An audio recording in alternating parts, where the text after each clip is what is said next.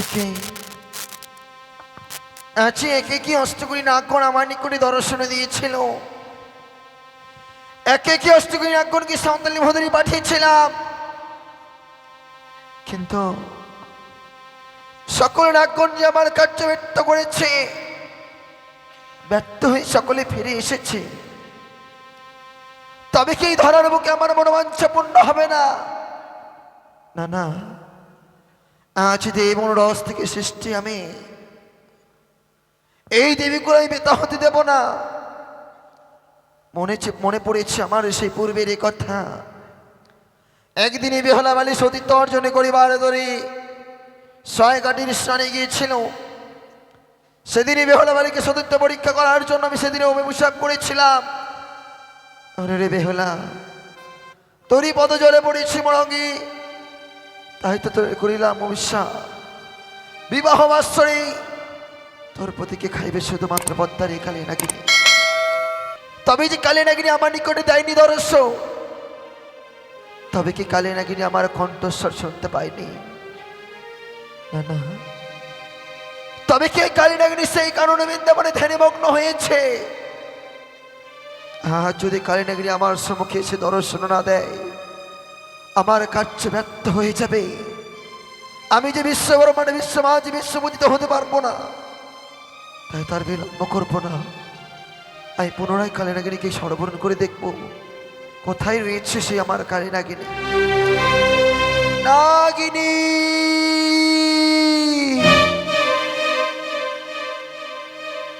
নাগিনী, কে কে যেন আজ মরে নাগিনী নাগিনী বলে করে স্মরণ? কার এত বড় স্পর্ধা? বুঝিয়াছি আমি, আমায় স্মরণ করতে পারে একমাত্র দেবতী প্রণালী। ইয়া ভিন্ন স্মরণ করতে পারে আমার মাতা বিশ্বহরি। ইয়া ভিন্ন যদি কেউ আমায় করে স্মরণ, আমি তাকে করি ভক্ষণ।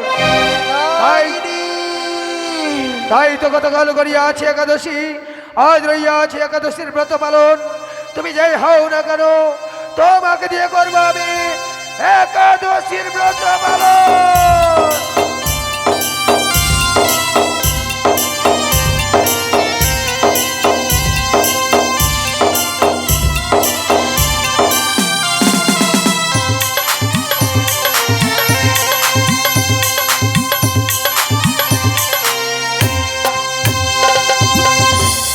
মা, তব চরণে প্রণাম হয়ে জননী, আশীর্বাদ করিলে নাকি? ওগো মা, আজ তব কন্যা অন্যায় বচন করিয়াছে প্রয়োগ, তাই তো নিজ কন্যাকে নিয়ে করে মরে মার্জনা।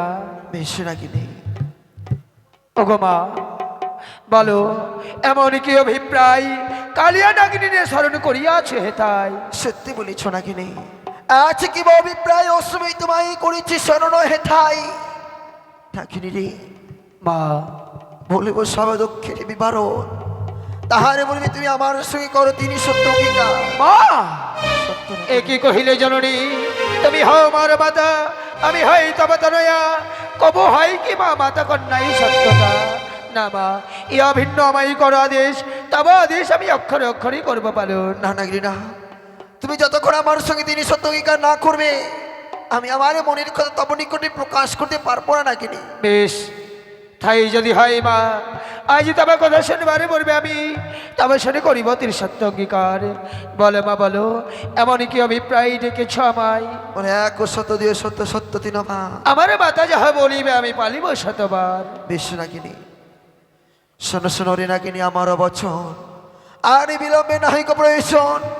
ছুটিয়ে যাও এই মুহূর্তে সাঁওতালি বদল বাস্তরে ঘর, সে তাই রইয়াছে যাদবত্র শ্রীমানে দুর্লভ লক্ষিত। ওই শ্রীমান দুর্লভ লক্ষিতরকে তুমি করো ধ্বংস।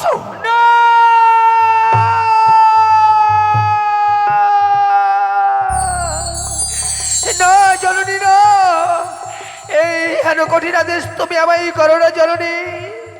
ফিরিয়ে নাও তব আদেশ। না না নাকি না, এই আদেশ আমি কিছুতেই ফিরিয়ে নিতে পারবো না নাকি। সত্যই তোমায় শুনে যেতে হবে সেই সাঁওতালি বদল বাস্তরে ঘরে। শ্রীমান দুর্লভ লক্ষ্মীদেরকে তোমাকে দংশন করতে হবে নাকি। ওগো মা, আজ আমি দুর্লভ লক্ষ্মীদেরকে কেন দংশন করতে পারবো না জানো মা? কেন নাকি? আজ আমার শতবর্ষ হইয়াছিল পরিপূরণ, তাই তো ব্রত করিয়েছিলাম আমি একাদশীর পালন। আমি যে একাদশী ব্রত করেছি মা, কেমন ধ্বংসী বই দুর্লভ লক্ষিন্দরে। নাগিনী, মা আজ তুমি একাদশী পালন করেছ বলে ওই দুর্লভ লক্ষণের মানব দেহে তুমি দংশন করতে পারবে না নাগিনী। না মা, যদি আমি তোমার একাদশী পালন ভঞ্জন করে দিই, ওগো মা, যদি আমার একাদশী ভঙ্গ হয় তবেই আমি করিব দংশন। কিন্তু জানিতে কি পারি মা, ওই লক্ষিন্দরের অপরাধ কি? সত্যি বলেছ নাগিনী, সত্যি বলেছ। আজ ওই শ্রীমান দুর্লভে লক্ষিন্দরের কোনো দোষ নেই। দোষ করেছে তার পিতা চক্রধর, তাই তো পিতার দোষে পুত্র মরিবে লৌহবাসরে ঘর। একই মা, একই তোমারই বিচার। পিতা করে অন্যায় আর পুত্র পাবে তার সাজা, এ তোমার কেমনই বিচার মা? এছাড়া যে উপায় নেই নাগিনী আমার। বেশ মা, তাই যদি হয়, আমি তিনি সত্য অঙ্গীকারের কথা দিয়েছি, এই মুহূর্তে আমার একাদশী ভঙ্গ করে মা। বেশ নাগিনী।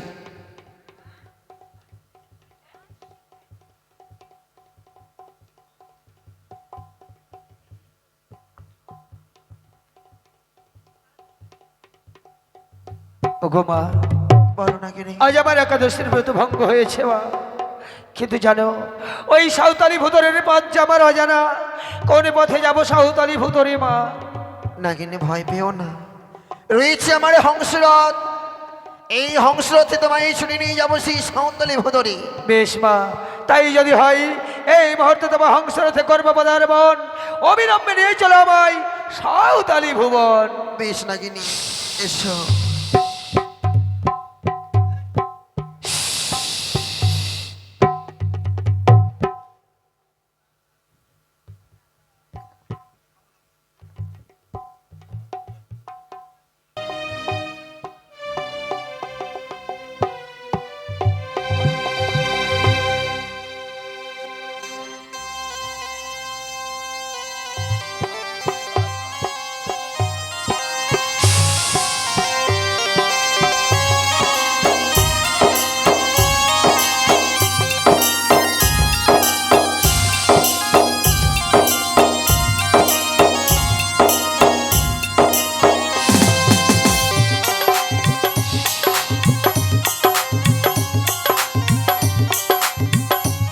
মা, বলো নাগিনী। আজ আমি কি করছি দর্শন মা? এই জন্য লোহার আচের, লোহার প্রাচীর, লোহার বাসর ঘর। কোন পথে প্রবেশ করব সেই বাসরের ভেতর মা? নাগিনী, যে দেখো ঈশানী করে রই আছে সুতরণের ছিদ্র, ওই সুতরণের ছিদ্র দিয়ে প্রবেশ করলো আশ্রী ঘরে। মা, বলো নাগিনী। কি কহিলে জননী তুমি? যার ডাকের নিঃশ্বাসে সাগরে শুকাই, পুচ্ছের আঘাতে আমি পাহাড়ে উড়াই, এই বিশাল দেহ নিয়ে কিভাবে প্রবেশ করবো এই সুতর সঞ্চারে পথে মা? সত্য বলেছ নাগিনী। এই ঢেকির মতো দেহ কুলার মতো ফোনা নিয়ে কেমন প্রবেশ করবে আশ্রী ঘরে? ভয় পেও নাগিনী, হস্তপদ বলিয়ে দেবতা বঙ্গে প্রকাণ্ড দেহ সুতার সঞ্চয় হবে এবারে। প্রবেশ করো তুমি লৌহ বাসরে ঘরে।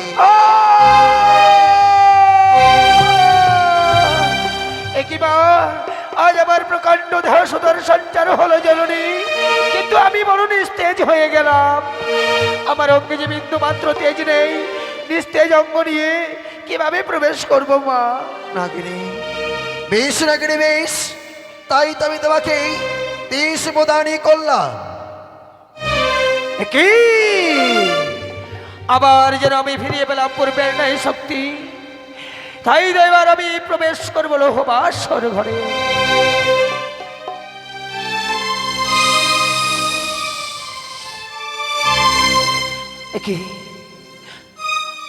একই অপরূপ হেরির নয়নে তারা যেন যুগলে শয়ন করে আছে স্বর্ণ পালঙ্কে।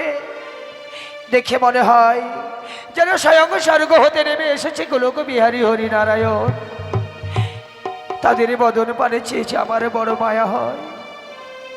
আমি কেমনই ধ্বংসিব লক্ষিন্দরে। ওরে বাছা, একটিবারে জেগে দেখো, এই কাল্লাগিরি প্রবেশ করেছে বাসর ঘরে শুধুমাত্র তোমাকে ধ্বংসন করিবে বলে। তুমি একটিবারে জেগে ওঠো, তুমি যদি জেগে যাও এই বাসর ঘর পরিত্যাগ করে আমি চলে যাব লখাই। ও বাছা মরি জাগো,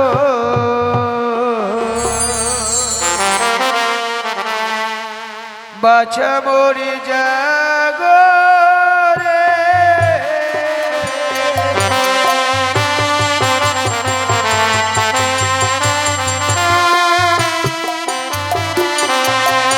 ওরে জাগো জাগো রে লখা,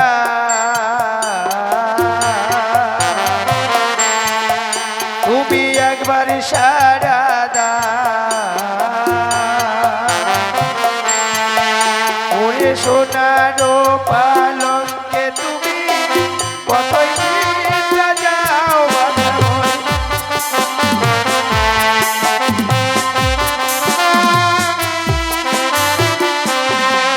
ওরে সপ্তম পুত্রের জননী আমি,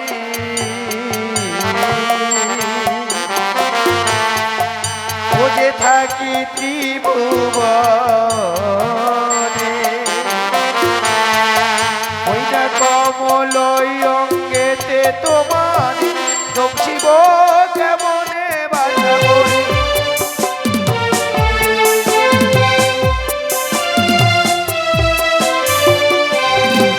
ও যে কোকিল কুজন করে,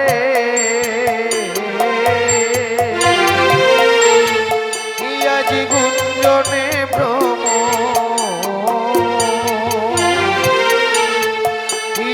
নিশি অবসান হলো, উদিত মাস করে বাছা মরি।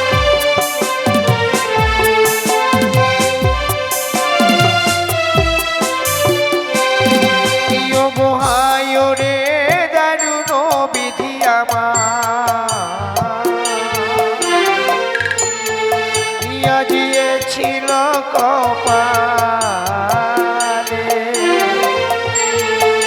ও গো কেন বিধি নাগিনী কুলে জন্ম দিয়েছিলে বাছা মরি।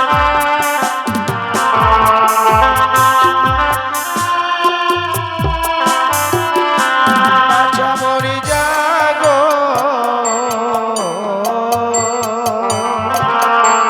বাছা মরি জাগো রে,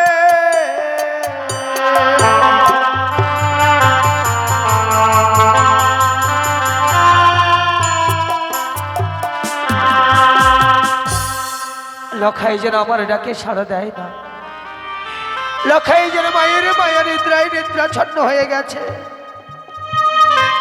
না না, আমি কি করি? তাই তো এই মায়ের কথা মতো লক্ষিন্দরের বাম পদস্থলে ছত্র ধারণ করে থাকবো। লক্ষিন্দর যখন আমায় করবে পদাঘাত, সেই সুযোগে আমি তাকে করবো আঘাত। তাই তো তারা বাম পদস্থলে ছত্র ধারণ করে রইলাম।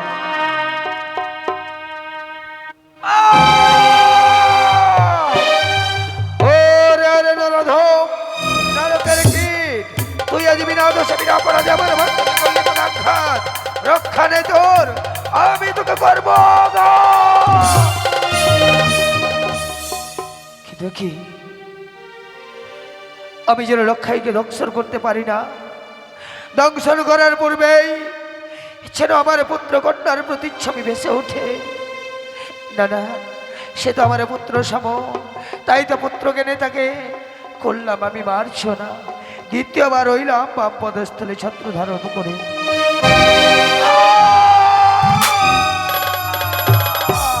চলে গেল, পুড়ে গেল, ওরে ওরে লখাই, এক এক দ্বিতীয়বার করলি পদাঘাত। তবে না, আমি অত মা, মা হয়ে আর এক মায়ের কোল আমি শূন্য করতে পারি না, নারী হয়ে আর এক নারীর সীমান্তের শিশু মুছে দিতে পারি না। তাই তো তোকে দ্বিতীয়বারও করলাম ক্ষমা, তৃতীয়বার হইলাম পদস্থলে ছত্র ধারণ করে।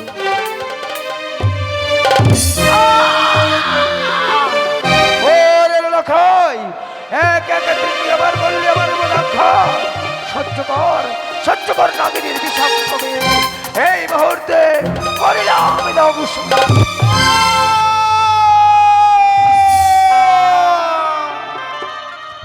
কে কে যেন বাসর ঘরে প্রবেশ করে আমার বাম চরণে কনিষ্ঠ আঙুলে ছোবল মেরেছে।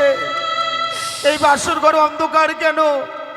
এই বাসর ঘরে না একটি ঘিয়ের প্রদীপ জ্বালা ছিল, ঘিয়ের প্রদীপ খানা নিভে গিয়ে যেন অন্ধকারে পরিণত হয়েছে। কে তুমি? আমি আমি নাগিনী লখাই। নাগিনী?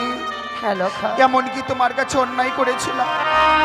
তবে কি তুমি আমাকে আঘাত করেছো নাগিনী? সত্যই না লখাই, এই বাসর ঘরে আমি তোমায় আঘাত করেছি। তবে তোমার কাছে তো আমি কোনো অন্যায় করিনি। অপরাধ অপরাধ তুমি করনি লখাই, অপরাধ করেছিল তোমার পিতা, তাই তো তোমার পিতার অপরাধে সাজা পেতে হয়েছে তোমার। নাগিনী, সর্বনাশ করে দিলে নাগিনী, সর্বনাশ করে দিলে। পিতা অপরাধ করেছে বলে এই বাসর ঘরে তুমি আমাকে দংশন করলে নাগিনী। ভালো করেছো নাগিনী, ভালো করেছো। আমিও তোমাকে অভিশাপ দিচ্ছি, না, যতক্ষণ পর্যন্ত আমার প্রাণপ্রিয় বেহুলা জাগ্রত না হবে তুমি এই বাসর ঘর থেকে বের হতে পারবে না। ফিরিয়ে নাও লখাই, ফিরিয়ে নাও তোমার এই অভিশাপ। বেহুলা যদি হয় জাগ্রত, সে যে আমায় প্রাণে মেরে ফেলবে লখাই। ওগো, ওগো বেহুলা, একটিবার উঠে কথা বলো না। আমাকে কাল নাগিনী দংশন করেছে। তুমি কেন কেন অমন করে তুমি বাসর ঘরে নিদ্রায় মগ্ন হয়ে আছো? একটিবার আমার নাকি কথা বলো না। আমাকে যে কাল নাগিনী দংশন করেছে গো, কথা বলো। ওই নাই উঠো বালি,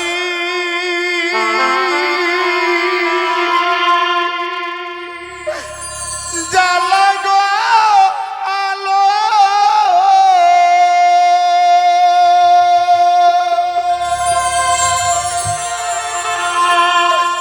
বিষয় অঙ্গ আমার হইল কালো।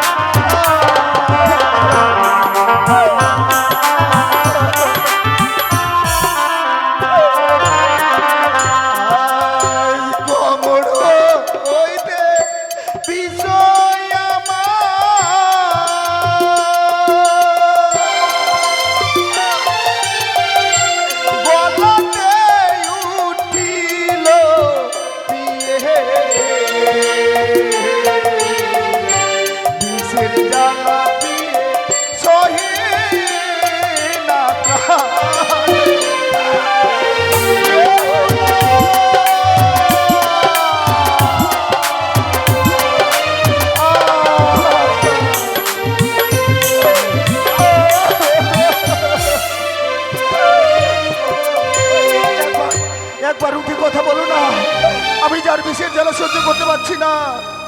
আমার যেন দুই নয়ন ভারী হয়ে আসে, আমার যেন পায়ের নিচ থেকে মাটি সরে যাচ্ছে। একবার উঠে কথা বলো না।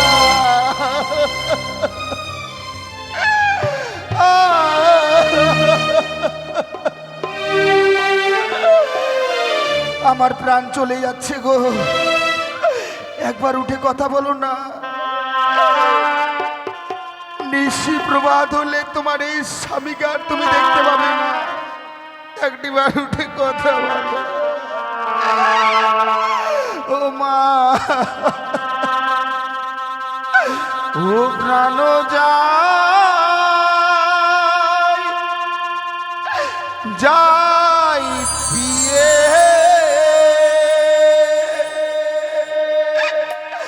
বিষেরি জ্বালা।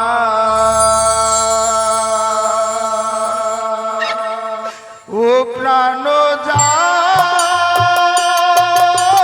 যাই পিয়ে বিষেরি জ্বালা।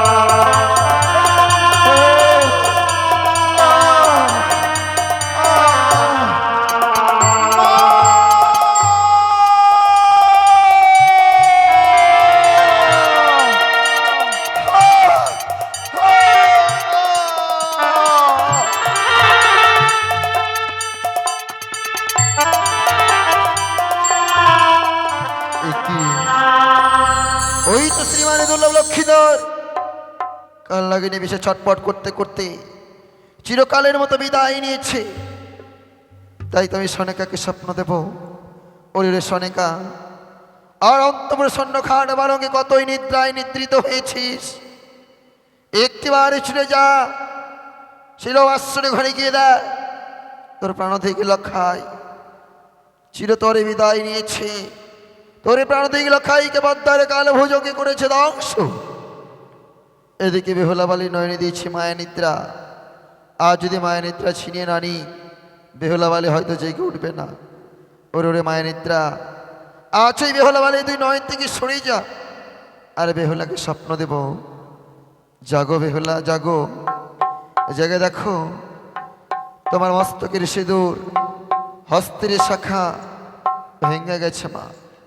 তোমার প্রাণবতীকে বদ্ধারে কাল ভুজঙ্গে করেছে ধ্বংস।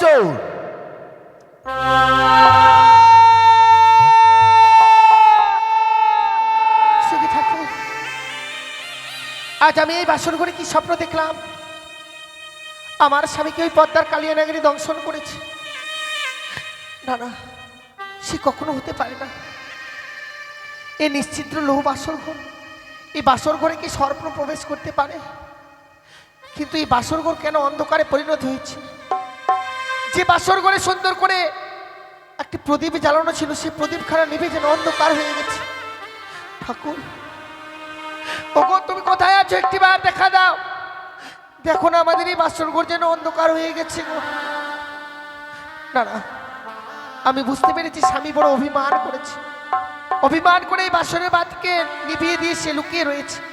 তাই আমি এই মুহূর্তে বাসরের বাতিকে জ্বালাবো।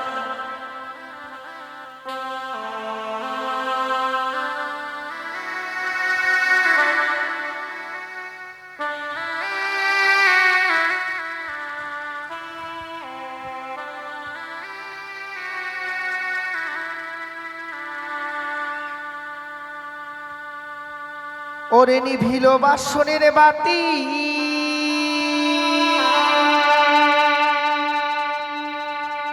কে নিভাইয়ে দিল?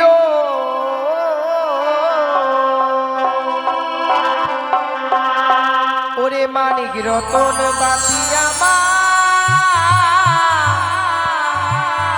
কে হরিয়ারে নিল বাতি জ্বলিয়া জ্বলিছে গো।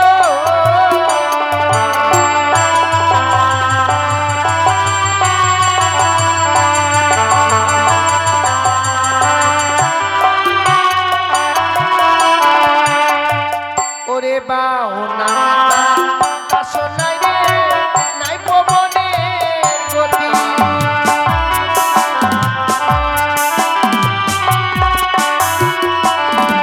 তবে কেমনে নিভিল আমার মানিক রতন বাতি।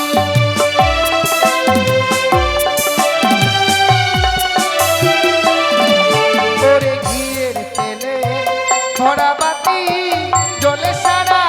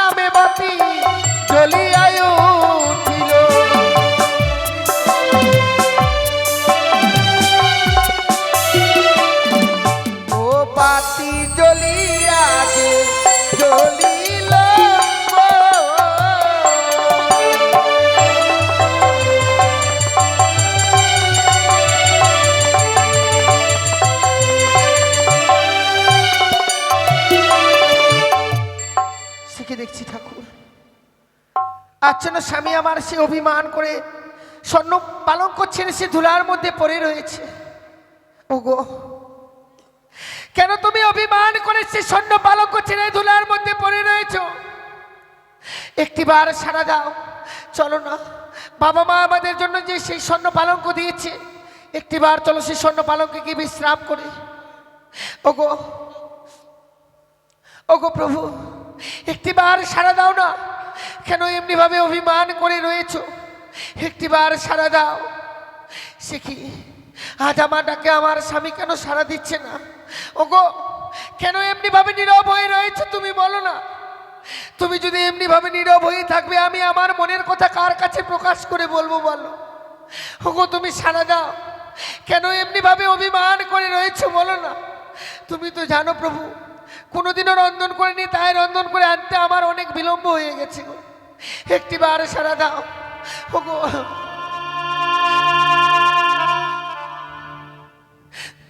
ঠাকুর, শতবার ডাকবার পরেও যেন আমার স্বামী আমার ডাকে সাড়া দিচ্ছে না। হায়রে আমার অভিমানী স্বামী, তোমার কাছে কি অপরাধ করেছিলাম যে এমনি ভাবে অভিমান করে নিষ্ঠুর ভাবে রয়েছে বলো? তুমি যদি আমার ডাকে সাড়া না দাও, আমার এই মনের কথা আমি কার কাছে প্রকাশ করে বলবো বলো? তুমি ছাড়া তো এই বাসর ঘরে আমার আর কেউ নেই গো। অভিমান করো না। এই হতভাগীকে একটিবারের জন্য ক্ষমা করে দাও না প্রভু। বেশ, আমি জানি তুমি বড় অভিমান করেছো। তোমার দুটি চরণ ধরে ক্ষমা চেয়ে নিলে তুমি আমায় ক্ষমা করে দেবে বলো না? আমি এত অপরাধ করেছি যে আজকে দিনে তুমি আমায় ক্ষমা করে দিতে পারছো? বেশ, একটিবার চেয়ে দেখো। দেখো না তোমার এই হতভাগী বেহুলা তোমার দুটি চরণ ধরে তোমার কাছে ক্ষমা চেয়ে নিয়েছে।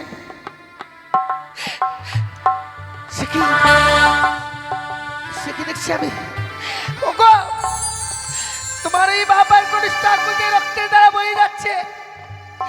তুমি কি সত্যি তোমায় সর্পে দংশন করেছে? ওগো, ওগো, তুমি সাড়া দাও না। একটিবার কথা বলো, একটিবার বলো, শুধু তোমায় ওই সর্পে দংশন করেছে? প্রভু, তুমি সাড়া দাও। ওগো, তুমি সাড়া দাও। না!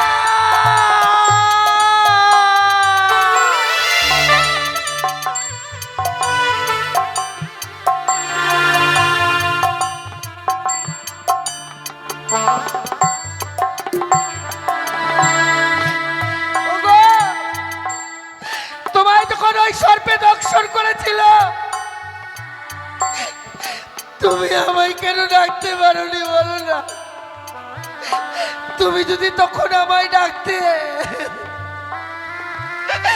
আমি যে তোমায় হারিয়ে যেতে দিতাম না গো।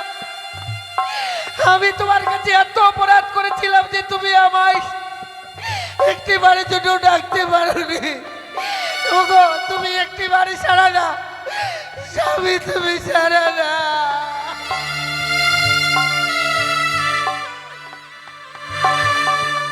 হে ভগবান, আমি তোমার কাছে কি অপরাধ করেছিলাম গো? আমার স্বামীকে তুমি আমার কাছ থেকে কেড়ে নিলে। আমি কার এত বড় ক্ষতি করেছিলাম ঠাকুর? এই বাসর ঘরে আমার স্বামীকে কেড়ে নিল। কে আমার স্বামীকে কেড়ে নিল?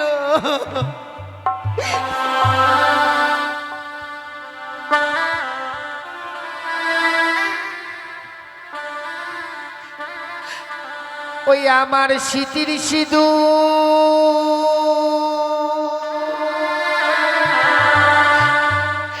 কে বা কেড়ে নিল রে আমার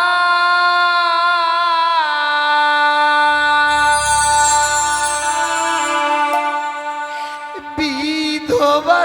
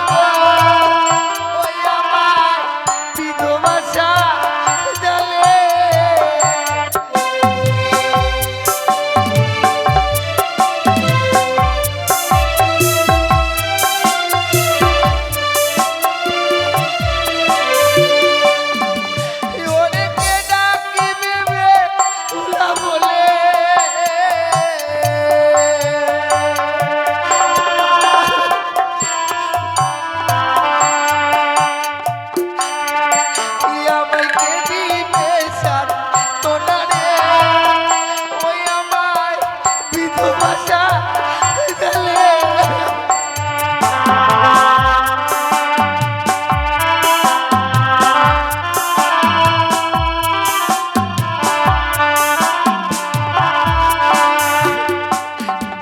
ওরে হাই রে আমার দারুণ বিধিবা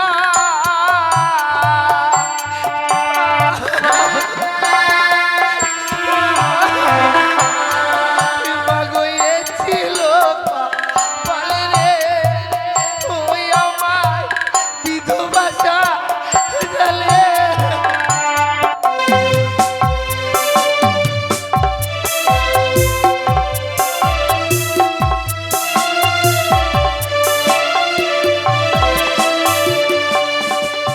আমার গায়ের হলুদ গায়ে রইল মা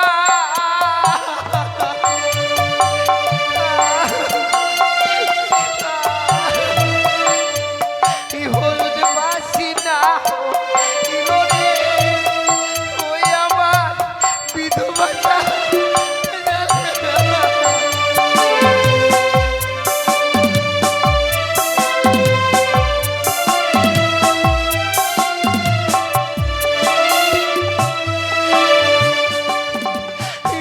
কেউ রইল না পে তুলা টাকা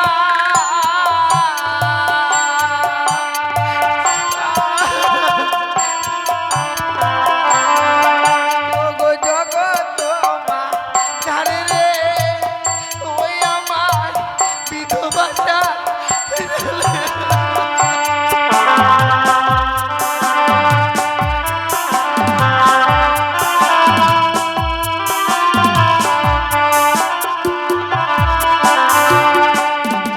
আমি কারে পা ভেঙেছিলাম মা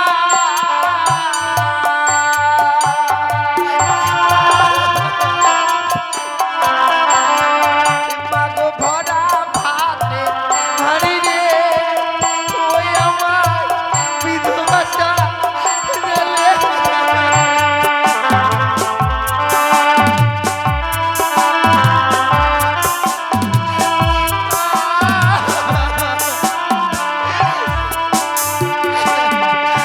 হে ভগবান তুমি ফিরিয়ে দাও তুমি ফিরিয়ে দাও আমার স্বামীকে ফিরিয়ে দাও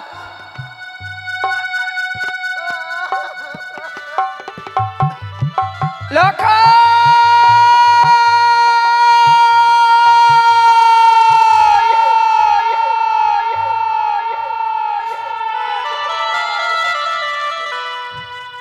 হে ভগবান আজ আমি এমন কি স্বপ্ন দেখলাম কে যেন অদূর থেকে বললো রে সনেকা তুই আরে নিশ্চিন্তে ঘুমিয়ে থাকিস নে মা একটি বার তুই প্রাণ দিকে লাখাকে দেখবার জন্য ছুটে আয় এই বাসর ঘরে ওই বাসর ঘরে যেন পদ্মারে কাল ভোজঙ্গে প্রবেশ করে আমার লখাইকে দংশন করেছে না না আমি যে লখাইয়ের মা হয়ে সন্তানের খুব মঙ্গল দেখবার পরও আমি কিভাবে স্থির হয়ে থাকি আমি যাব এই মুহূর্তে সেই বাসর ঘরে আমার লখাইকে দেখবার জন্য ওই তো যেন আপনি ভাবি লখাই আমাকে মা মা বলে ডাকে দাঁড়া লখাই দাঁড়া বাবা এমনি ভাবে আরে মা মা বলে ডেকে ধৈর্যের বাঁধ ভেঙে দাস নে আমি এই মুহূর্তে তোর কাছে ছুটে যাবো লখাই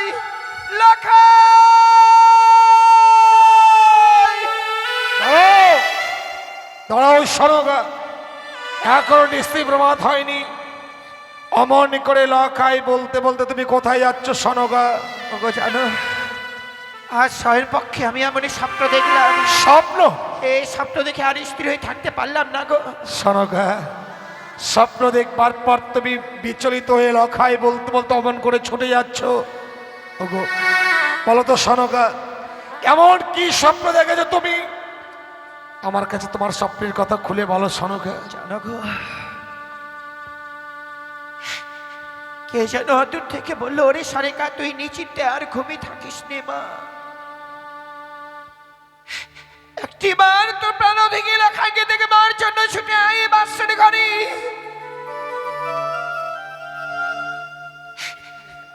ওই বাসের ঘরে,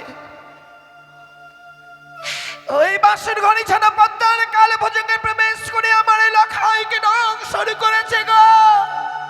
সনকা, তুমি এর মধ্যে ভুলে গেলে স্বয়ং দেবশিল্পী বিশ্বকর্মাকে আনায়ন করে নির্মাণ করেছি আমি সাঁওতালি পর্বতের লৌহ বাসর ঘর। যে বাসর ঘরে সূত্র প্রবেশের ছিদ্র পর্যন্ত নেই, সেই বাসর ঘরে সর্প প্রবেশ করে লক্ষ্মীন্দরকে দংশন করেছে। এ কথা আমায় বিশ্বাস করতে হবে সনকা। বিশ্বাস করো স্বামী, আমি যে লখাইরে মা গো, মা হয়ে সন্তানের কুমঙ্গল দেখবার পরও কোন মা স্থির হয়ে থাকবে বলতে পারো? সনকা, যে আমি এক এক করে ছয়টি সন্তানকে হারাবার পর যে যন্ত্রণা পেয়েছি, লখাইকে পাওয়ার পরে সব যন্ত্রণা যেন আমি ভুলে গিয়েছিলাম গো। আজকের এই স্বপ্ন যদি সত্যি হয়, আমি যে প্রাণে বাঁচবো না গো। ও কত ভাই তোমার, আমি তোমার দুটি চরণ ধরে বলি, একটি বার শুধু আমাকে সেই বাসর ঘরে নিয়ে চলো না গো। সনকা, এ তুমি কি বলছো? তুমি কি ভুলে গেছো সনকা? আজ লক্ষ্মীন্দরের বিবাহ অনুষ্ঠি, বিবাহ অনুষ্ঠিতে লক্ষ্মীন্দর আর বৌমাকে আমি ওই বাসর ঘরে রেখে এসেছি। তুমি ভেবে দেখো, সন্তানের বাসর ঘরে আমরা মাতা পিতা হয়ে কি করে সেই বাসর ঘরে যাব? সন্তানের বাসর ঘরে মাতা পিতাদের যেতে নেই। আমি জানি স্বামী, আমি জানি আজকের দিনে কোনো পিতা মাতাদেরকে যেতে হয় না, কিন্তু কিন্তু আমি সেই স্বপ্ন দেখছি, সেই স্বপ্ন দেখবার পরেও এই রাজকে আমি কিভাবে স্থির হয়ে থাকবো তুমি বলতে পারো? সনকা, ওগো, শুধুমাত্র একটি বার শুধু আমাকে সেই বাসর ঘরে নিয়ে চলো না গো। বৌমা লখাইয়ের মুখে কয়েকটি কথা শুনবার পর আমরা আবার ফিরে চলে আসবো গো। বুঝেছি সনকা, যে লক্ষ্মীন্দরকে তুমি চোখের আড়াল হতে দাওনি, আর আজকে সারাটি ঋষি গত হয়ে যাচ্ছে, তুমি লক্ষ্মীন্দর দেখা পাওনি। লক্ষ্মীন্দরকে দেখবার জন্য তোমার মন বড় বিচলিত হয়েছে, তাই আমি তোমাকে ওই বাসর ঘরে নিয়ে যাব। তোমার জন্য বৌমাকে দেওয়া কথা হয়তো আজ আমি আর রাখতে পারলাম না, তবে তুমি কথা দাও, ওই বাসর ঘরের বাইরে দাঁড়িয়ে বৌমার সঙ্গে লক্ষ্মীন্দর সঙ্গে দুটো কথা বলে তুমি আবার আমার সঙ্গে রাজপ্রাসাদে ফিরে আসবে। কথা দিলাম স্বামী, লখাইয়ের মুখে কথা শুনতে পেলে আমি বাসরের বাইরের স্থান থেকে আবার ফিরে চলে আসবো। বেশ, তার আর বিলম্ব নয়, এসো। এই মুহূর্তে তোমাকে আমি ওই বাসর ঘরে নিয়ে যাবো, এসো। জানো স্বামী, বাবা যে আমাদেরকে রেখে গেছিল, বাবা তোমাকে যেন আমার হস্তে তুলে দিয়ে গেছে। এই নিশি প্রভাত হয়ে গেলে আমি কথা দিয়েছি বাবার হস্তে আমি তোমাকে তুলে দেব, কিন্তু বলো না বাবা মারা যদি সত্যি চলে আসে গো, আমি তোমার এই মৃতদেহটা তুলে দেব না আমার নিজের প্রাণখানা বলতে পারো?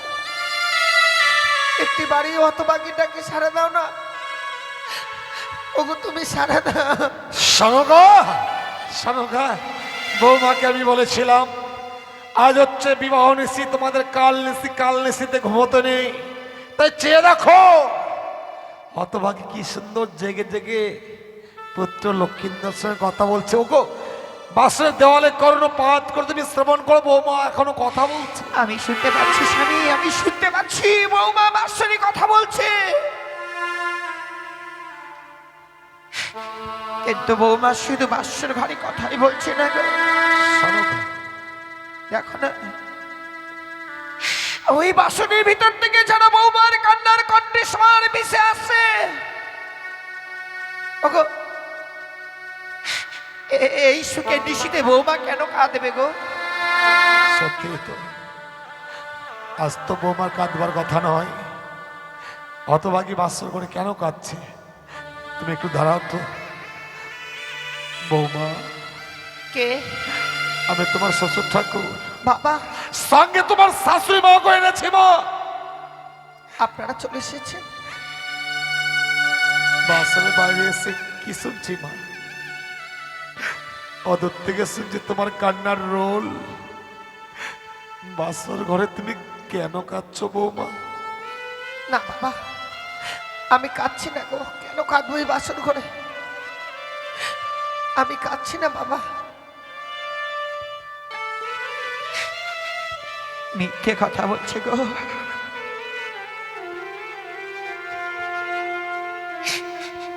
বৌমা মিথ্যে কথা বলছে। বৌমা,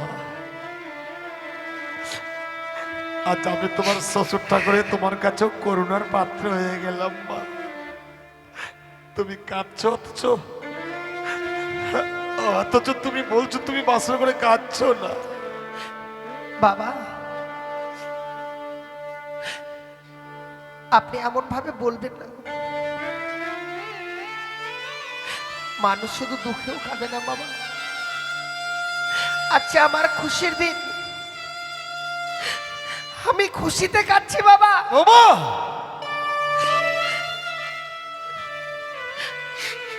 বৌমা, আমরা বড় আশা নিয়ে এসেছি গো মা। এমনি ভাবে সে আজকের দিনে সেই আশা থেকে আমাদেরকে বঞ্চিত করে দিও না মা। পুত্র লখাইকে আমি এক মুহূর্ত আমি চোখের আড়াল হতে দিই না তো। এই নিশি বরবাদ না হতে আজকের দিনে এই বাসর ঘরে আমরা এসেই পড়েছি মা। একটিবার শুধু বাসের দরজা খুলে দাও না গো মা। হ্যাঁ বৌমা, তুমি দরজা খুলে দাও। আমরা বাসর করে বেশিক্ষণ দাঁড়াবো না। লক্ষ্মীন্দরকে দেখবার পর, তোমাকে দেখবার পর আবার আমরা ওই রাজপ্রাসাদে ফিরে যাবো। মা, না, আমি এই বাসর ঘরে দরজাখানা খুলে দিতে পারবো না। ওগো, দেখো না, শুধুমাত্র বৌমাই আমাদের সঙ্গে কথা বলছে গো। আমার পুত্র লখাই কথাই বলছে না। আমি আজ জানলাম সন্তানদেরকে বিয়ে দেবার পর বুঝি বাবা মা এতই বড় হয়ে যায় গো। কেঁদো না, ওগো কেঁদো না। যে সন্তান একটিবার তার মাকে না দেখলে স্থির হয়ে থাকতে পারে না, সেই সন্তান আজকের বিয়ে দেবার পর বাবা মাঝে বাইরে দাঁড়িয়ে রয়েছে, সন্তান এলো না গো। কেঁদো না গো, লক্ষ্মীন্দর তো আমাদেরই সন্তান। তুমি বৌমাকে একটু বুঝিয়ে বলো না, বৌমা যেন বাসরের দরজাখানা খুলে দেয়, আমরা যেন লক্ষ্মীন্দর আর বৌমাকে দেখতে পাই। তুমি একটিবার বৌমাকে বুঝিয়ে বলো। বৌমা, যদি তোমার কিছু চাওয়ার থাকে মা, আমার আজকের কোনো অভাব নেই মা। তাই ইচ্ছে আমরা তাই দিতে পারবো।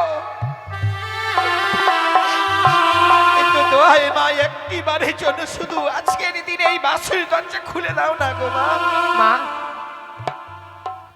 সত্যি যদি আমাকে এই বাসর ঘরের দরজাখানা খুলে দিতেই হয় মা, বাবাকে আমার সঙ্গে 300 অঙ্গীকার করতে হবে, তবে আমি এই বাসরের দরজাখানা খুলতে পারবো। বৌমা, তুমি এতই স্বার্থপর বৌমা। এই বিশাল পৃথিবীতে লকাই ছাড়া আমার আর আপন বলতে কেউ নেই। আমার যা কিছু আছে সবই তো তোমাদের। না জানি নিশ্চিত প্রভাতকালে তুমি আমার কাছে এমন কি বা চাইবে যার জন্য আমার ত্রিসত্য অঙ্গীকারে আবদ্ধ হতে বলছো মা? সত্যি বাবা। সন্তানকে দেখবার জন্য এসেছি তো মা। আমি বাসনের বাইরে দাঁড়িয়ে তোমার সঙ্গে 300 অঙ্গীকার করব। বলো বাবা বলো, এমন কি সত্য রহি আজ যে তুমি আমার কাছে প্রকাশ করো? আপনি শুধু কথা দিন, এই নিশি প্রভাত হয়ে গেলে আপনার কাছ থেকে আমি যা চেয়ে নেবো বাবা। বেশ বৌমা, আপনি শুধু আমার হস্তে তুলে দেবেন। আমি কথা দিলাম নিশি প্রভাতকালে তুমি আমার কাছে যা চাইবে আমি দেব। তুমি শুধু একটি বার বাসনের দরজাখানা খুলে দাও মা। বেশ বাবা, আপনি যখন কথা দিয়েছেন আমায়, আমি এই মুহূর্তে এই বাসনের দরজাখানা খুলে দেব। তাই দাও মা, তাই দাও। খুলে দিলাম মা, খুলে দিলাম আমি এই বাসনের দরজাখানা। বৌমা, বৌমা, হতভাগী আজকের এই সুখের দিনে কাঁদতে আছে হতভাগী। তুমি কি জানো না বৌমা, যে স্ত্রীর চোখের চলে স্বামীদের জীবনে অকল্যাণ নেমে আসে মা। তুমি কাঁদলেছে আমার পুত্র লক্ষ্মীন্দ্রের জীবনে অকল্যাণ নেমে আসবে। ওরে হতভাগী, বল না বল, কেন এই সুখের নিশিতে এই বাক্সর অনেক আছিস? কি হয়েছে তোর? মা, সারাটা নিশি কেটে যাচ্ছে, এখন যেন আমার স্বামী আমার সঙ্গে আর কথা বলছে না। বৌমা, শতবার ডেকেছি বাবা, আমার ডাকে সারা দিল না গো। লক্ষ্মীন্দর তোমার সঙ্গে কথা বলছে না, যার জন্য তুমি কাঁদছো? বাবা, একটা নারী এর চেয়ে বেশি আর কি আশা করে বাসর করে এসেছি, কিন্তু কতবার ডাকলাম আমার ডাকে সারাই দিচ্ছে না। সরক লক্ষ্মীন্দর নাকি বৌমার সঙ্গে কথা বলছে না, যার জন্যই বৌমা কাঁদছে। তুমি ডাকো, ডাকো তোমার গুণধর্মপুত্র লক্ষ্মীন্দরকে। আজ এই মুহূর্তে লক্ষ্মীন্দরকে আমি এমন শিক্ষা দেব যাতে ভবিষ্যতে লক্ষ্মীন্দর আর কোনোদিন বৌমার উপর অভিমান করতে না পারে। ডাকো, ডাকো তোমার গুণধর্মপুত্রকে।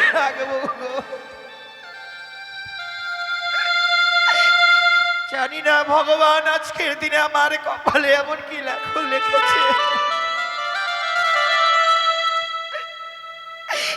যে পুত্র আজকের দিনে বৌমার সঙ্গে কথা বলছে না, ভগবান করে আজকের স্বপ্নবার যাতে সত্য না হয়।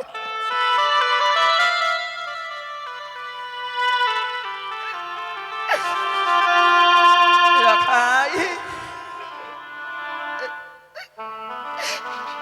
এই দেখ না পুত্র, দেখ তোর হতভাগী মা এসেছে বাবা। তোর হতভাগ্য পিতা এসেছে, একটিবার কথা বল।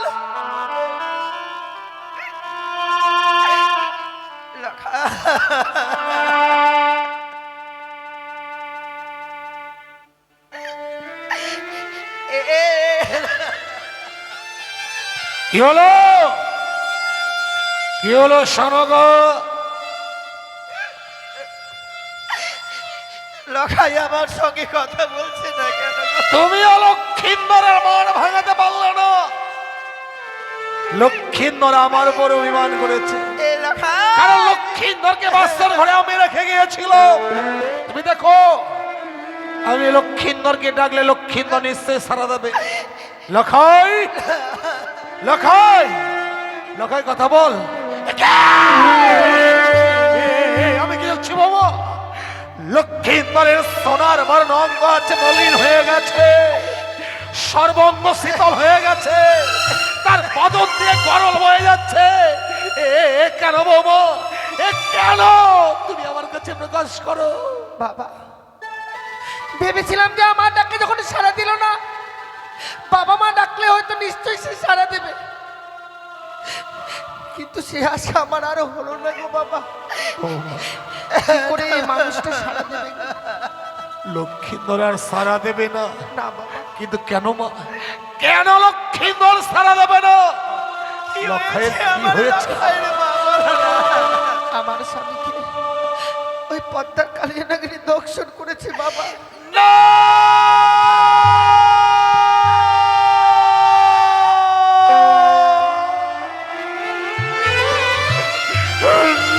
না বাবা, না। এ হতে পারে না। লখাই, ওরে, এ হতে পারে না বাবা। তুই আমাদের ছেড়ে যেতে পারিস না, তোকে সর্পে দংশন করতে পারে না। এ হতে পারে না।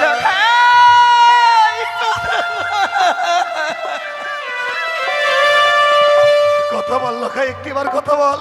মা বাবা বলে না। নেই গো স্বামী,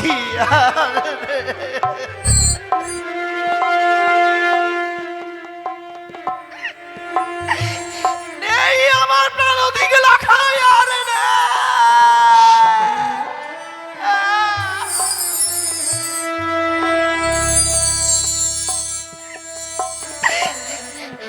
আমি এত রাক্ষসিয়া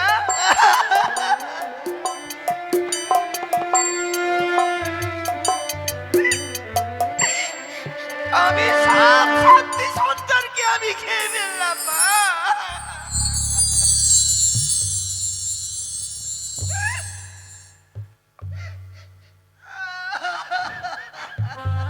কেঁদো না সনকা, কেঁদো না। নিদ্রাদেবীর শীতল কোলে লখাই মোর ঘুমিয়ে পড়েছে। ওকে শত ডাকলেও আর সারা দেবে না সনকা। লখাই যেন আমাদের মায়ার বাঁধন ছিন্ন করে। আজ অনেক দূরে চলে গেছে গো।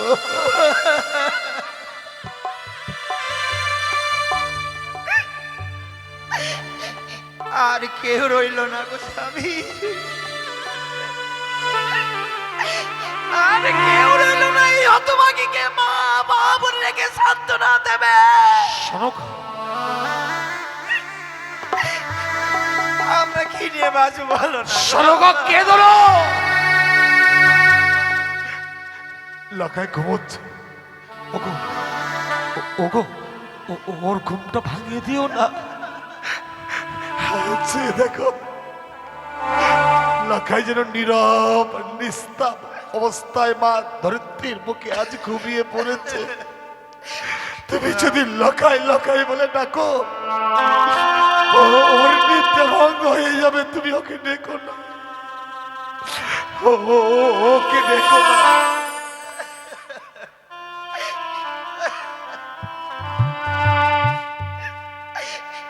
লখাই রে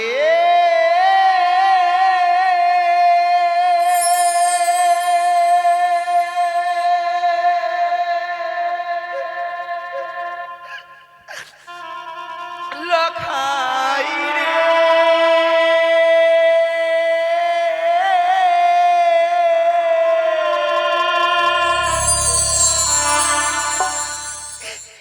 একবার মা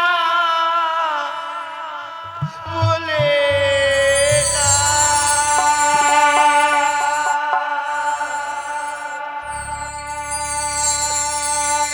লখাই রে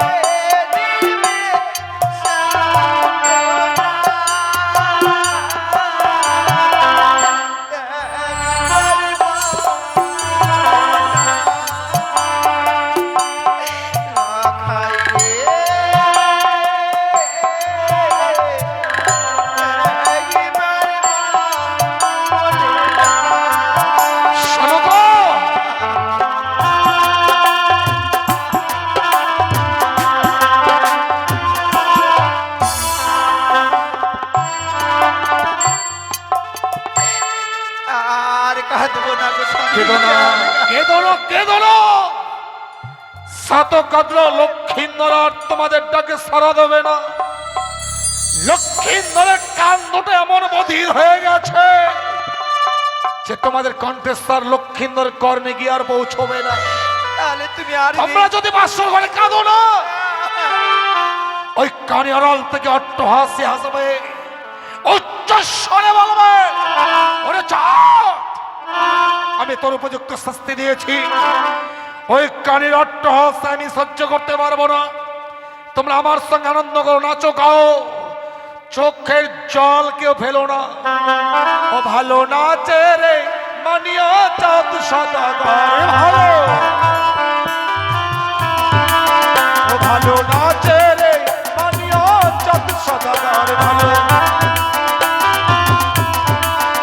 আজি পুত্র মরলো ভালোই হলো, আপনার চেয়ারে নাই। কানি বেটির মুখে দেব আখার মাটি ছাই। ভালো নাচে রে মানিয়া চাঁদ সদাগর, নাচাও, সবাই গাও, আনন্দ করে, চোখের জল ফেলো না। তুমি যে এত পাষাণ আমার জানা ছিল না গো স্বামী। শোনো গো, লখাই আমার মৃত্যু শয্যায় রয়েছে, আর তুমি না নিয়ে নাচছো আর গাইছো। হ্যাঁ হ্যাঁ আমি গাইছি, কিন্তু আমি কই, আমি তো তোমার মতো নাচতে পারছি না, তোমার মতন গাইতে পারছি না। শোনো গো, ওগো, ওগো, তুমি একটিবার আমাকে নাচ শিখিয়ে দাও তো, আমি নাই তোমার সঙ্গে নাচবো। দোহাই গো স্বামী, আর এই বাসর ঘরে নয় গো,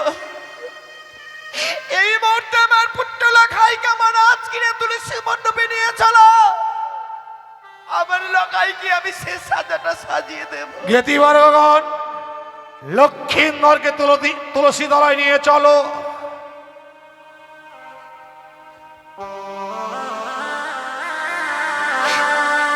লখাই রে, বিয়ের দিনে যেমনি ভাবে তোকে আমি সাজ্জিত করে দিয়েছিলাম, আমি তোর শেষ বিয়েটা তো সাজিয়ে দিব লখাই। নিয়ে চলো গেতিবারগণ, চল, তুলসী তলায় নিয়ে চলো। চল এই মুহূর্তে চল।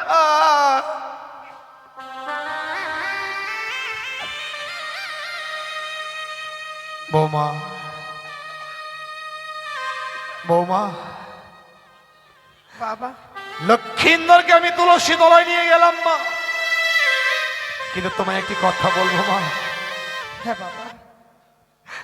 এই পৃথিবীর বুকে যখন কোনো মানুষ প্রাণে মারা যায়, তার সৎকার করতে হয় মা।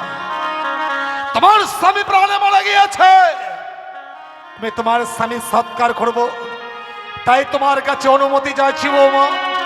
দাও তুমি তোমার স্বামীকে ওই শ্মশানে নিয়ে গিয়ে চন্দন কাস্তে আমি তার সৎকার করবো মা। ও শ্বশুর বাবা গো, ও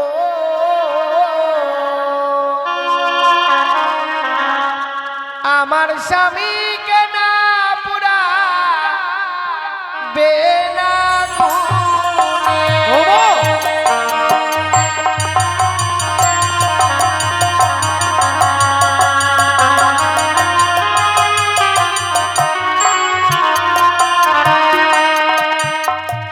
ও গো হাসতে ধরি পায়ে পড়ি বাবা, বলি দিয়া না রে।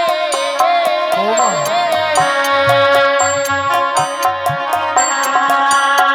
দিত স্বামী, ও গো বাবা, দিকে দিনা আমারে। বৌমা, কি বলছো?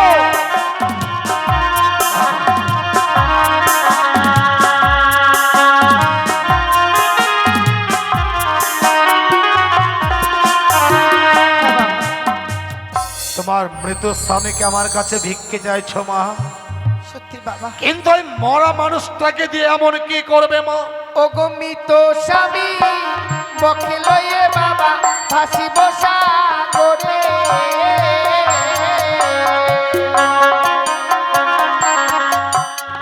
ভাসিতে ভাসিতে বাবা যাব দেব পুরে। বৌমা,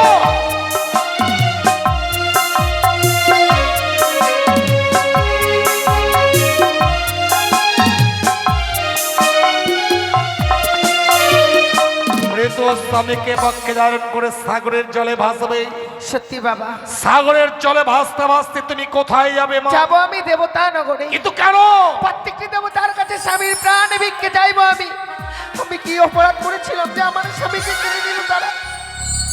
স্বামীর প্রাণ ফিরে আবার ফিরে আসবো দেশে গো বাবা। এ তোমার মিথ্যে আশা বৌমা। স্বামীকে ফিরে পাবার আশায় তুমি ওই দেবপুরে যাবে। কিন্তু বৌমা, বাবা, এই পৃথিবীর বুকে মানুষ যদি একবার প্রাণে মারা যায়, সে আর কোনোদিন প্রাণ ফিরিয়ে পায় না। কথায় কি বলে জানো? কি বাবা?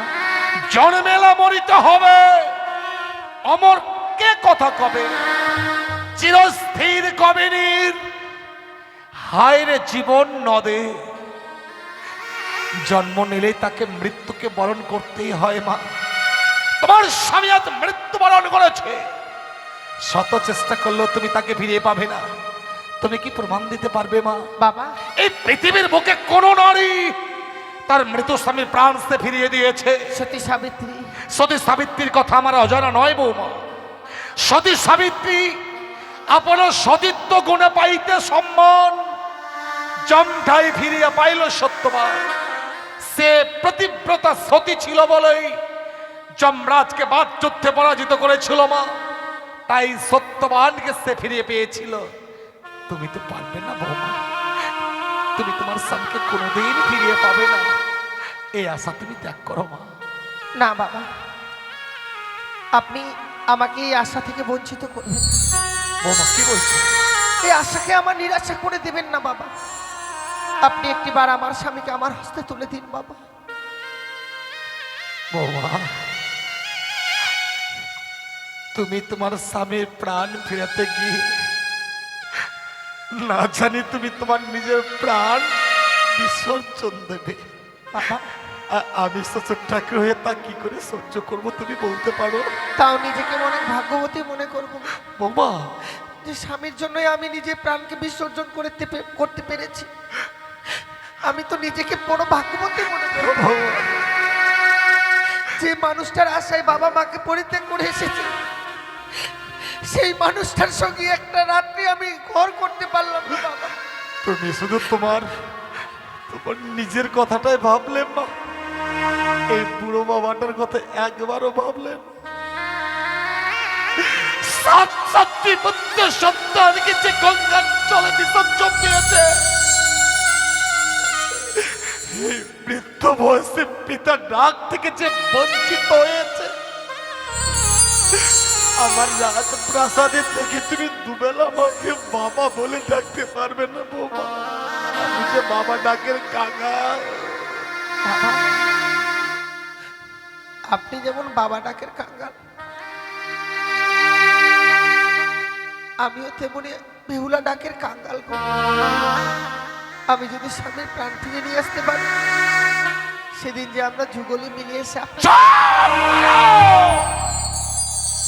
নিজেকে সতী ভাবছো তাই না বৌমা? তুমি সতীর গৌরব দেখাচ্ছ। তুমি সতী নও বৌমা, তুমি সতী নও। তুমি যদি সতী হতে, বাসর ঘরে তুমি তুমি তোমার পতিকে খেতে পারতে না। সতী নারীর পতি মরে না বৌমা।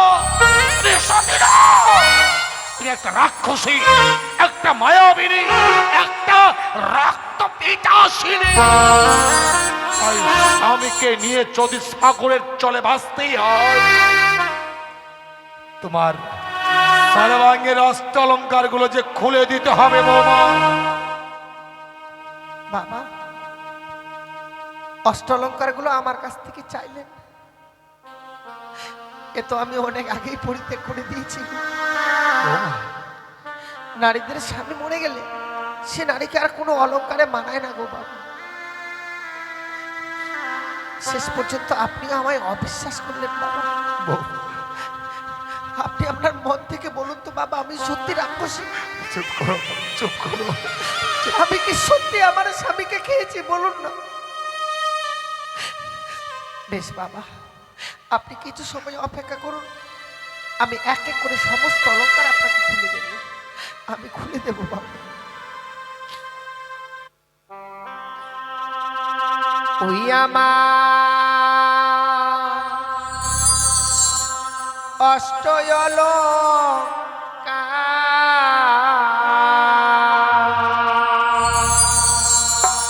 লহ শ্বশুরি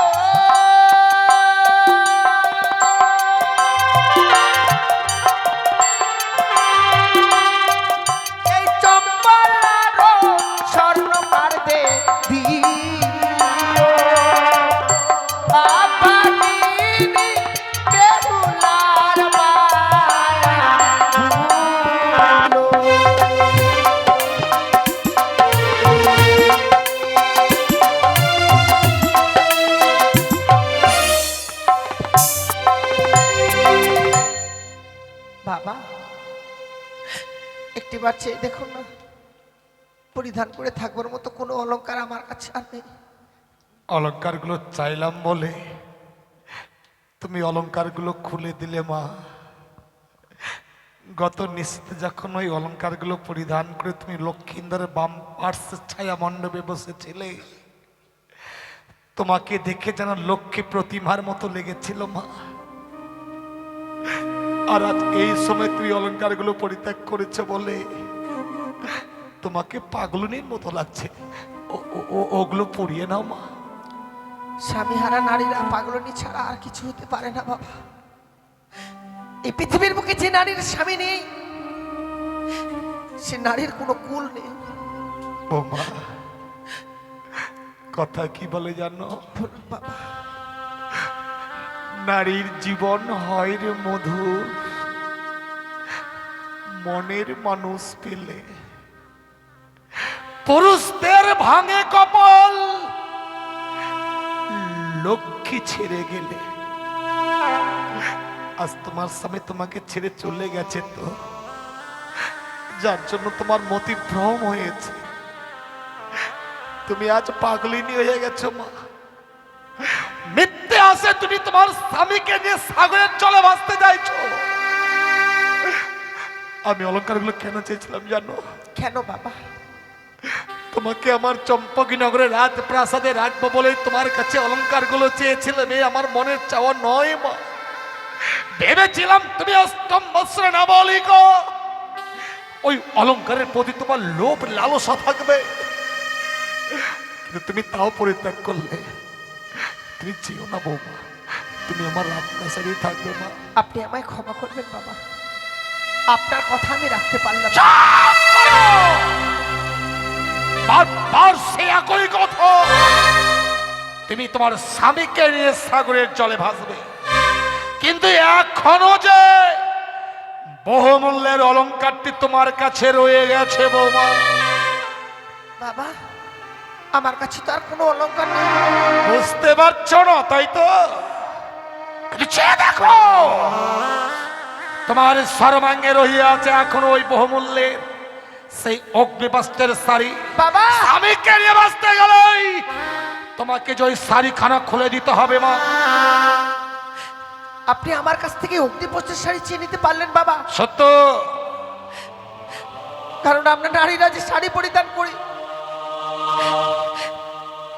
আমাদের আত্মসম্মানকে রক্ষা করবার জন্য। নারীদের লজ্জা ঢাকানোর আবরণ হচ্ছে শাড়ি গো, আর সেটা আপনি আমার কাছ থেকে চেয়ে নিলেন বাবা। আমি যদি আপনার নিজের মেয়ে হতাম, পারতেন নিজের মেয়ের পরনের শাড়ি খুলে নিতে। বৌমা, বস্ত্র হচ্ছে নারীদের লজ্জাবরণ, লজ্জাই হচ্ছে নারীদের অঙ্গের ভূষণ। এই কথাটা আমার জানা আছে মা, কিন্তু ওই অগ্নিবস্ত্রের শাড়িখানা কেন চেয়েছি জানো? কেন বাবা? ওই অগ্নিবস্ত্রের শাড়িখানা হচ্ছে লাল রঙের অগ্নিবস্ত্রের শাড়ি। ওই লাল রংটা হচ্ছে লালসার প্রতীক মা। এই লাল রংটা তোমার কাছে যতক্ষণ বিরাজ করবে, লোভ কাম মোহ তোমার কাছে বিরাজ করবে। আর যতক্ষণ লোভ কাম মোহ বিরাজ করবে, শত চেষ্টা করলেও তুমি ভগবান দর্শনে অগ্রসর হলেও ভগবান দর্শন করতে পারবে না মা। ওই লাল রংটা তুমি ছুঁড়ে ফেলে দিয়ে তুমি তুমি সাদা রঙের থান পরিধান করে স্বামীকে নিয়ে ভেসে যাবে মা। তাই করবো। লাল রং হচ্ছে লালসার প্রতীক, আরে সাদা রংটা হচ্ছে শান্তির প্রতীক। তাই করবো বাবা। স্বামীকে নিয়ে সাগর জলে ভেসে যাবার পূর্বে আপনার হস্তে আমি অগ্নিপস্ত্রের শাড়ি তুলে দেবো, তবে আমি যাব বাবা। কিন্তু বৌমা, বাবা, তুমি যে তোমার স্বামীকে নিয়ে সাগরের জলে ভাসবে, কিছু না কিছু অবলম্বন করে তোমায় সাগরের জলে ভাসতে হবে।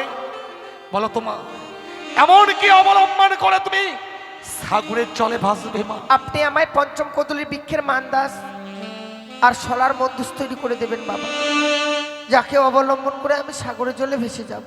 হলো না বৌমা, সাগরের জলে ভাসা বুঝি তোমার আর হলো না, কারণ কদলীর বৃক্ষের মান্দাস আমি তোমাকে দিতে পারবো না বৌমা। কেন তা জানো? কেন বাবা? দক্ষিণ বাটনে বাণিজ্যের কারণে যাত্রা করেছিল, চত্বরিঙ্গা ধানের রাত্রে পরিপূর্ণ যখন ফিরে আসি, ভয়ঙ্কর কালীদহের চলে আগে আগে চত্বরিঙ্গা আমরা অতল তলে তলিয়ে যায়। সেদিন আমি আমার প্রাণ বাঁচাতে উচ্চস্বরে বাঁচাও বাঁচাও বলে চিৎকার করেছিলাম। এই কঠিন পৃথিবীর মানুষ আমাকে বাঁচাবার জন্য কেউ এগিয়ে আসেনি বাবা। সেদিন একটি কদলীর বৃক্ষ ওই ভয়ঙ্কর কালীদহের জল থেকে আমার প্রাণ রক্ষা করেছিল। তাই তোমার স্বামী আমার পুত্র লক্ষ্মীন্দর, মৃত লক্ষ্মীন্দরের চেয়ে ওই কদলী বৃক্ষের মূল্য চেয়ে অনেক বেশি রয়েছে মা। বাবা গো,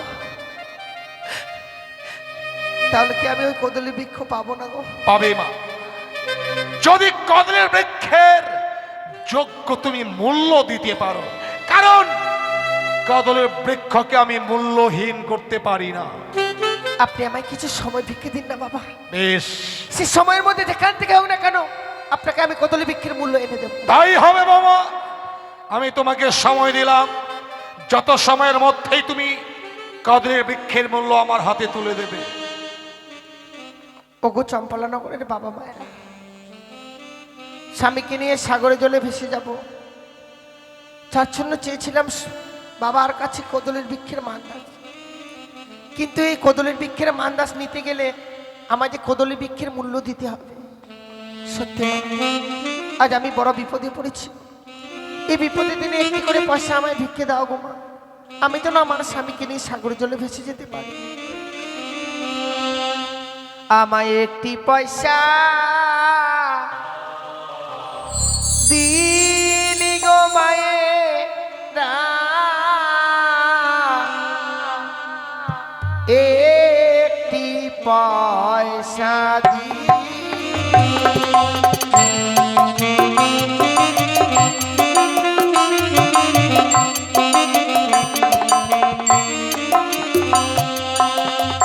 একটি পয়সা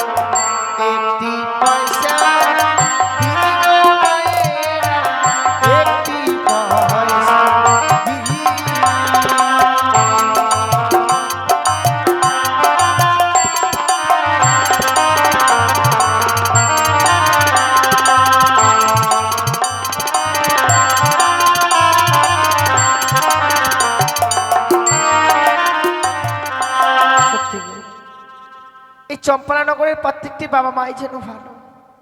আজ আমি বিপদে পড়েছি বলে সকলে আমায় পয়সা দান করেছে, তাই ঠাকুরের কাছে কামনা করি, হে ঠাকুর, যে বাবা মায়েরা আমার এই বিপদের দিনে দান করেছে, ওই বাবা মায়েদের মেয়েরা যেন আমার মতো কোনোদিনও বিধবা না হবে, আমার মতো যেন স্বামীকে না হারায়।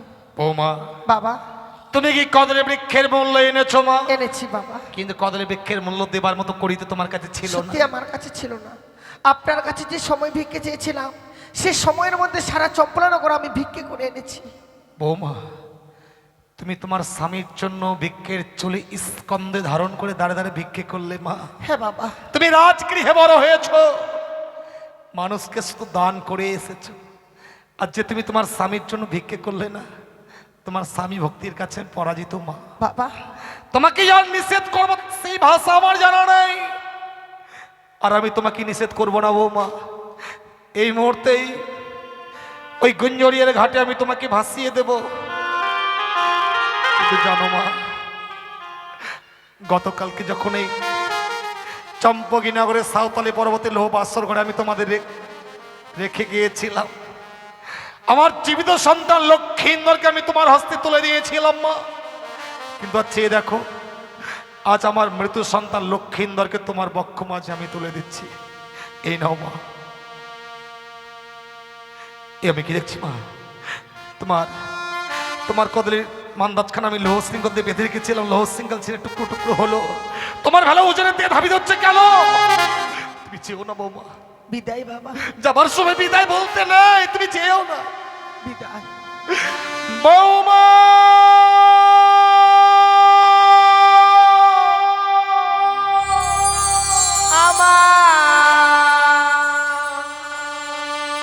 শ্বশুর বাবা গো,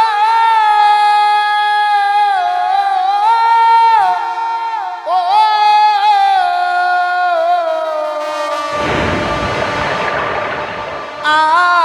আমি চলে যা